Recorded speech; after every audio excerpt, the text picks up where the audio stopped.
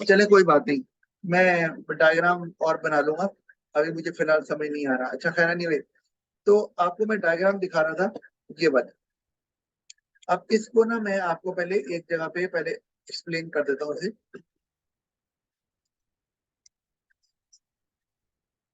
ये देखिए,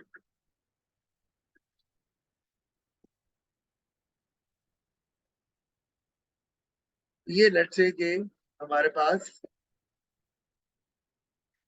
ये डिमांड है। अच्छा, ये मैं डीडी क्यों लिख रहा हूँ? डोमेस्टिक डिमांड, ठीक है जी। और ये है हमारे पास D S, sorry S D, domestic supply, ठीक है। डीएस, डोमेस्टिक डिमांड और डोमेस्टिक सप्लाई। अब इनका तो इक्विलिब्रियम यहाँ पे आ रहा है, ठीक है ना। बहरहाल इक्विलिब्रियम को हम अभी छोड़ते हैं, हम बात करते हैं वर्ल्ड सप्लाई। वर्ल्ड सप्लाई मतलब इंपोर्ट्स जो पूरी दुनिया से आपको आ रहे हैं, ठीक है। ये क्या है? World supply. और वर्ल्ड सप्लाई ये प्राइस है जिस पे बिक रहे हैं, इस प्राइस पे चीजें बिक रही हैं। अच्छा, अब आप कहें सर ये प्राइस जो है ये किसकी है? ये वर्ल्ड सप्लाई जो आ रही है उसकी प्राइस, ठीक है। अच्छा, अब हो क्या रहा है यहाँ पर? हो ये रहा है कि इस प्राइस पे अगर इंपोर्टेड आइटम बिकेंगी इस प्राइस पे, तो क्या होगा कि जो आपकी डोमेस्टिक सप्लाई है वो तो यहाँ तक प्रोवाइड करेगी इस प्राइस पे, इस प्राइस से आगे डोमेस्टिक सप्लाई नहीं जा रही। तो इतनी क्वांटिटी जो है वो तो आपको डोमेस्टिक प्रोड्यूसर से मिल जाएगी। अच्छा, अब आगे आपने जाना है यहाँ तक। इसका मतलब है ये वाला जो एरिया है, ये एरिया, यानी कि यहाँ तक मैं Q1 करता हूँ, Q3 कर लेता हूँ। अब ये जो Q और Q3 का गैप नजर आ रहा है ना, ये डोमेस्टिक सप्लाई कोई नहीं प्रोवाइड कर रहा, डोमेस्टिक प्रोड्यूसर प्रोवाइड नहीं कर रहे। तो ये जो ए और बी का पहले गैप, वर्ड सप्लाई वाली लाइन दोबारा बता दें।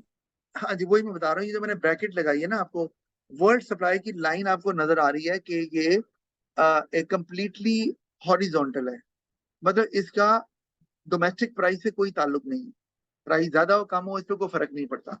ये सीधा क्यों, ये लाइन सीधी क्यों लगाई है, मैं ये बताना चाह रहा हूँ ना।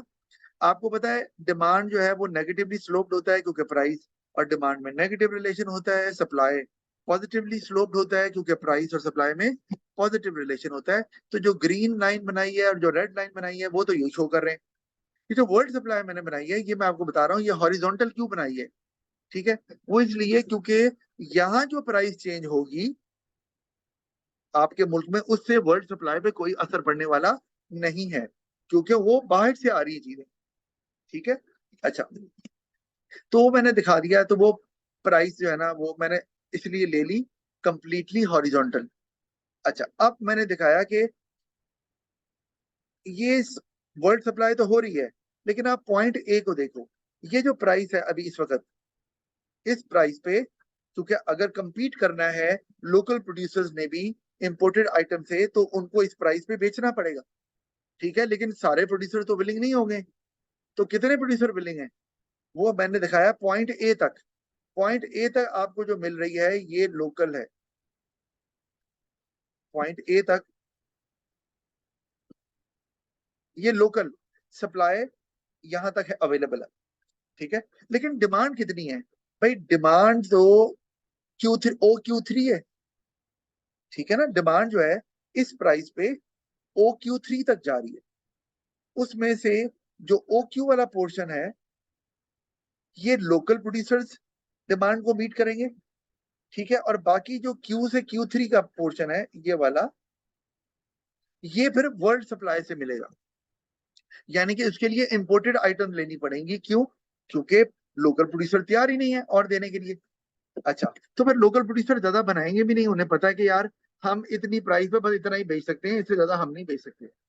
तो बाकी इंपोर्टेड आइटम्स ली जाएंगी। जो Q से Q3 है वो होगी इंपोर्टेड सप्लाई से डिमांड कवर होगी, और OQ जो है वो लोकल सप्लाई से डिमांड कवर होगी। अच्छा, अब गवर्नमेंट क्या करती है? गवर्नमेंट लगा देती है टैरिफ। ऑफ कोर्स टैरिफ जो है वो इंपोर्टेड आइटम पर लगना है ना, लोकल आइटम पे थोड़ी लगना है। तो टैरिफ एक टैक्स होता है, टैक्स से क्या होता है, सप्लाई का लेफ्ट पे जाता है, तो हम लेफ्ट पे ले जाते हैं। अब नई वर्ल्ड सप्लाई आ गई है WS1, क्या हुआ, सप्लाई का लेफ्ट पे चली गई। अच्छा, अब जरा गौर कर, क्योंकि टैक्स लग गया तो कीमत बढ़ गई ना इंपोर्टेड आइटम्स की। अब आप गौर करो, अब इस प्राइस पे प्रोड्यूसर कितना, लोकल प्रोड्यूसर कितना पे करेंगे, कितना सप्लाई करेंगे, सॉरी, वो आप गौर करो। वो है ये पॉइंट, इस प्राइस पे इससे ज्यादा लोकल प्रोड्यूसर प्रोवाइड करने के लिए तैयार नहीं है, तो मैं इसको नाम दे देता हूँ Q1। अब इतनी तो OQ1 जो है ना, वो लोकल प्रोड्यूसर्स सप्लाई कर रहे हैं टू मीट द डिमांड। लेकिन डिमांड कितनी है जनाब, डिमांड तो यहां तक है। P1 पे डिमांड कितनी है, यहां तक। कैसे पता, आपने P1 को, जहां P1 लिखा है ना यहाँ, इसको स्ट्रेच करना है डिमांड कब तक, वो यहाँ आ रहा है। इसका मतलब मैं ऐसे कहता हूँ ये C है, ये D है। डिमांड कब जो है वो तो D तक जा रही है, लोकल प्रोड्यूसर सिर्फ C तक पूरी कर रहे हैं। इसका मतलब मैं इसको अगर नीचे ड्रैग करूं यहाँ तक, मैं इसको नाम देता हूँ Q2। अब गौर करो, अब जब ये टैरिफ लग गया और वर्ल्ड सप्लाई ऊपर को चली गई, मतलब लेफ्ट पे चली गई और प्राइस बढ़ गई उसकी, तो अब आप गौर करो टोटल डिमांड कितनी है, क्योंकि प्राइस बढ़ी है, डिमांड ने तो कम होना है। डिमांड हो गई अब OQ2। पहले कितनी डिमांड थी, OQ3, अब हो गई OQT, OQ2। डी को देखें, अच्छा, ये डिमांड है। अच्छा, तो डोमेस्टिक प्रोड्यूसर कितना सप्लाई कर रहे हैं, वो कर रहे हैं OQ1। सी को देखो, सी को नीचे ड्रैग करो, OQ1। इसका मतलब है कि Q1 और Q2 के दरमियान जो गैप आ रहा है, ये वाला, ये वो गैप है जो लोकल प्रोड्यूसर्स कवर नहीं कर रहे। इसका मतलब है अब ये इंपोर्टेड आइटम्स या इंपोर्ट से कवर होगी। तो आप देखो, इंपोर्ट्स का पोर्शन कम हो गया। पहले कितना था, पहले ये था पोर्शन सारा जो इंपोर्टेड आइटम से कवर हो रहा था, और अब इंपोर्टेड आइटम कम हो गई ऑटोमेटिकली। तो ये फायदा हुआ टैरिफ का। अच्छा, दो काम हुए, प्रोड्यूसर्स ने भी तो अपनी प्रोडक्शन बढ़ा दी ना, आप देख रहे हो, क्योंकि प्राइस जब बढ़ी तो प्रोड्यूसर कहते हैं चलो यार अब हम ज्यादा सप्लाई कर सकते हैं। कौन से प्रोड्यूसर, लोकल प्रोड्यूसर, वो ए से सी पे चले गए, ठीक है, और डिमांड थोड़ी सी कम हो गई, वो बी से डी पे आ गई, ठीक है। तो अब लोकल प्रोड्यूसर भी उस प्राइस पे बेच रहे हैं, बेच पा रहे हैं। तो इससे क्या हुआ, प्रोड्यूसर जो लोकल प्रोड्यूसर हैं उनकी चीजें अब पहले से ज्यादा बिक रही हैं,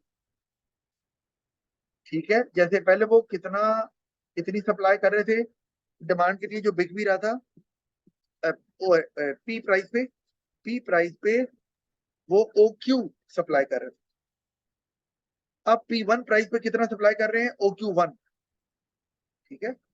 अच्छा, और इंपोर्ट्स जो है वो पहले कितनी, यानी कि इंपोर्ट जो है वो कितनी लोकल डिमांड पूरी कर रही थी, वो कर रही थी पहले Q से Q3, क्योंकि लोकल सप्लाई OQ तक थी, डिमांड Q3 तक है।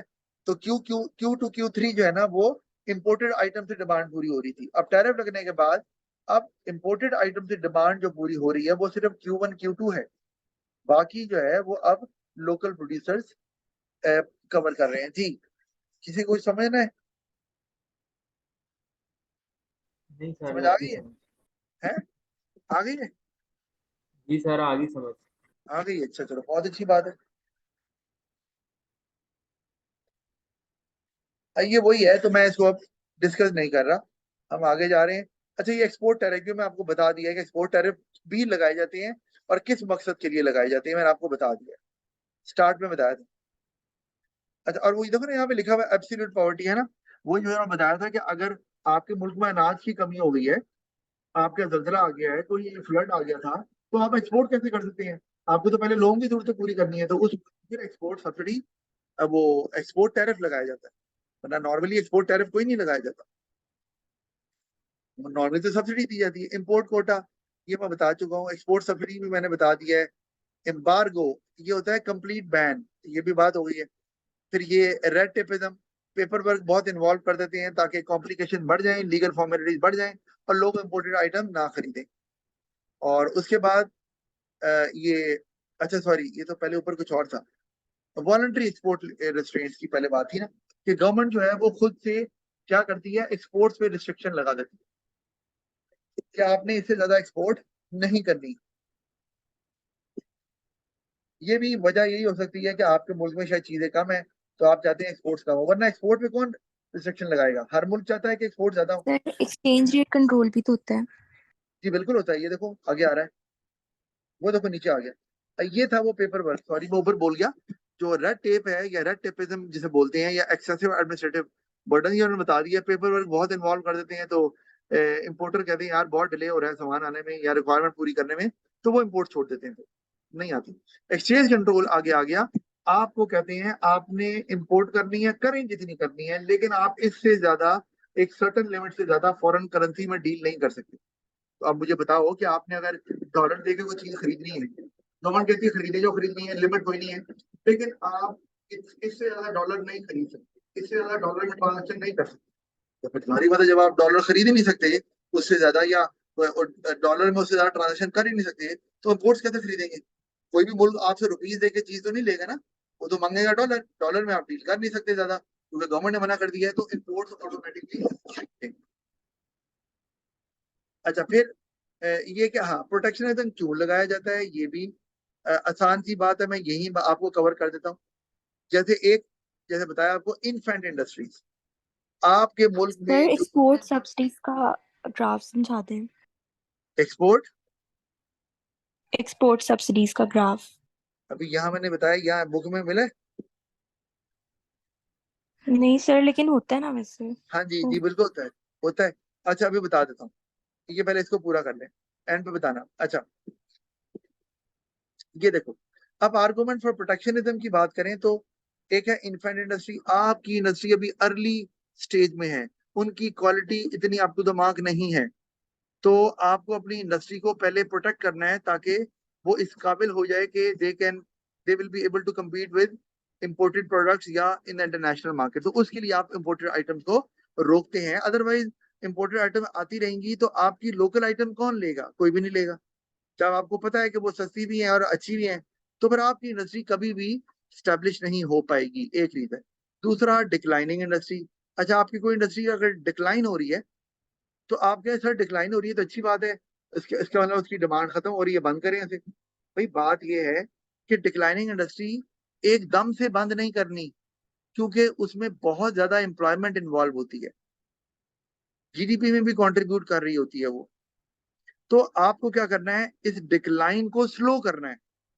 अगर इंपोर्ट्स रहेंगी आएंगी तो ये डिक्लाइन बहुत तेजी से हो जाएगा, और गवर्नमेंट इतनी तेजी से एम्प्लॉयमेंट अपॉर्चुनिटीज क्रिएट नहीं कर सकती जब ये इंडस्ट्रीज बंद हो जाएंगी। तो गवर्नमेंट क्या करती है, इस डिक्लाइन को स्लो कर देती है ताकि गवर्नमेंट और स्ट्रेटजीज प्लान कर सके या और अपॉर्चुनिटीज क्रिएट कर सके दूसरी इंडस्ट्रीज में एम्प्लॉयमेंट की, या जो जीडीपी यहाँ कम हो रहा है वो फिर किसी और इंडस्ट्री से कवर किया जा सके, ठीक है। या जो टैक्स यहाँ से मिल रहा है वो किसी और इंडस्ट्री को जब डेवलप करेंगे तो वहां से मिल सके। तो हर लिहाज से डिक्लाइन को स्लो करना है ताकि गवर्नमेंट के पास एम्पल टाइम मिल जाए कि वो जो इस पे रिलायंस छोड़ के दूसरी इंडस्ट्री पे काम शुरू कर दें और उसको डेवलप करने में कामयाब हो जाए, और उसमें एम्प्लॉयमेंट को भी इंगेज कर लें, वरना एकदम से तो एम्प्लॉयमेंट इंगेज नहीं हो सकती। तो फिर इतनी तेजी से अनएम्प्लॉयमेंट हो जाएगी, तो ना तो गवर्नमेंट के पास टैक्स आएगा, ना गवर्नमेंट खर्च कर पाएगी, और जीडीपी पे भी इम्पैक्ट आ जाएगा नेगेटिव। तो ये है। अच्छा फिर स्ट्रेटेजिक इंडस्ट्री को ले लो आप।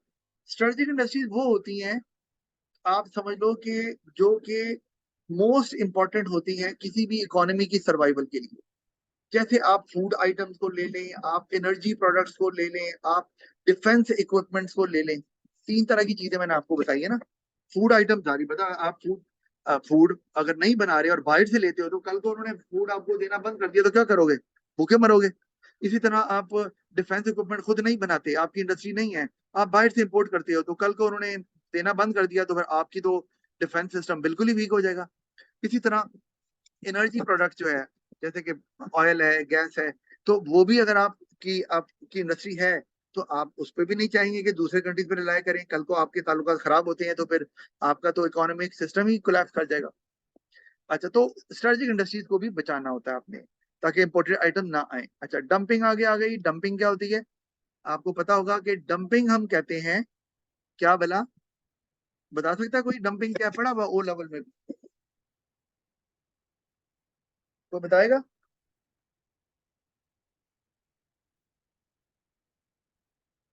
कोई नहीं बता रहा। अच्छा, डंपिंग होती है, आप याद रखो कि जब फॉरेन कंपनीज जो होती हैं फ्रॉम अदर कंट्रीज, वो किसी और कंट्री में जाती हैं and they start selling their products at a price below there cost.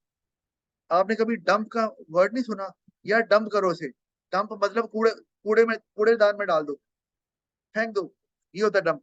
तो उसी तरह है कि इतना चीप वो अपनी चीजें सेल करते हैं कि वो कौड़ियों कौड़ियों के दामों बेच रहे होते हैं, इतना सस्ता, कूड़े के भाव।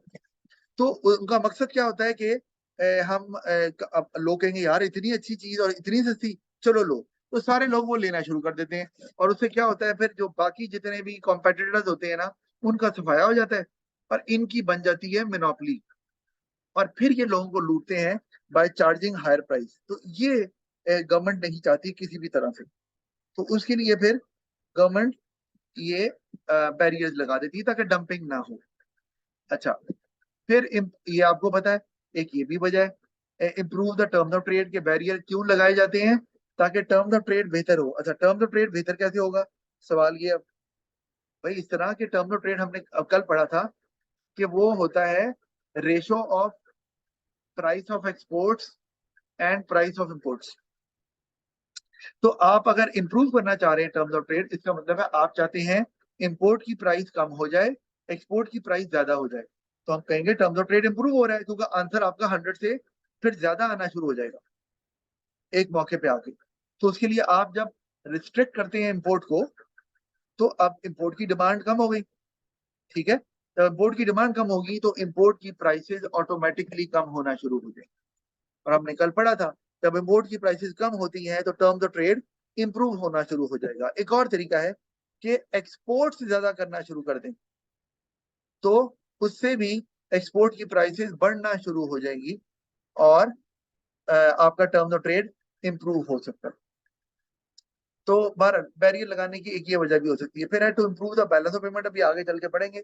ये overall value of exports and value of imports की बात कर रहे हैं कि अगर आप प्रोटेक्शनिज्म या ट्रेड बैरियर लगाएंगे तो उसका मकसद है कि इंपोर्ट्स को कम करना, ताकि आपका जो बैलेंस ऑफ पेमेंट है अगर वो अनफेवरेबल हुआ हुआ है, या वैल्यू ऑफ इंपोर्ट्स आपकी ज्यादा है वैल्यू ऑफ एक्सपोर्ट से, तो वो ये गैप कम हो जाए। जैसे पाकिस्तान में बहुत ज्यादा फर्क है इंपोर्ट्स और एक्सपोर्ट्स। $80 बिलियन की इंपोर्ट है और $40 बिलियन की एक्सपोर्ट्स है, अब तो शायद वो भी ना हो। तो जब इतना फर्क आपका होगा तो आपके तो फॉरेन रिजर्व खाली हो जाएंगे ना, जैसे पाकिस्तान में हो गया, फिर आपको कर्जा लेना पड़ेगा। तो आप क्या करते हैं, इंपोर्ट्स को कम करते हैं ताकि ये गैप कम हो, बैलेंस पेमेंट बेहतर हो, ताकि फॉरेन एक्सचेंज आपका जो रिजर्व है वो कम ना हो, और आप वो जो जरूरी एसेंशियल इंपोर्ट्स हैं वो आप लेते रहें। इसी तरह to provide protection from cheap labour, ये भी एक बात है कि आप कहते हैं किसी कंट्री में अगर लेबर सस्ती है और वो चीप लेबर का फायदा उठाकर आपको चीजें सस्ती बेचेंगे और आपको फिर प्रॉब्लम होगी, तो आप टैक्स लगाते हैं ताकि चीप लेबर का फायदा ना उठाया जाए। अच्छा, अब इसमें आर्गुमेंट इतना स्ट्रांग नहीं है, लेकिन रीजन यही है। बाद का लोग ये भी करते हैं कि चाइल्ड लेबर इस्तेमाल करते हैं, और जो कि एथिकली राइट नहीं है। तो चाइल्ड लेबर को इस्तेमाल करके सस्ती चीजें बना के बेचते हैं। एक्चुअली उनकी कॉस्ट कम नहीं है, वो तो चाइल्ड लेबर जो कि एक अनएथिकल काम है उनको इस्तेमाल करके कीमत कॉस्ट कम करते हैं। तो उसको भी डिस्करेज करने के लिए टैरिफ लगाए जाते हैं या बैरियर लगाए जाते हैं, ताकि उन चीजों को ज्यादा ना खरीदा जाए, और ताकि जो चाइल्ड लेबर वगैरह हो रही है ये ना हो। तो ये भी एक रीजन हो सकता है।